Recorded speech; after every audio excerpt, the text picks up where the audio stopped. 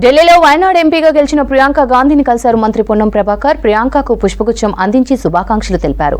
తర్వాత కేంద్ర మంత్రి నితిన్ గడ్కరీని కలిశారు. మంత్రి పొన్నంతో పాటు ఎంపీలు వంశీకృష్ణ, మల్లు రవి ఉన్నారు. రాష్ట్రానికి సంబంధించి పలు అంశాలపై కేంద్ర మంత్రితో చర్చించారు పొన్నం.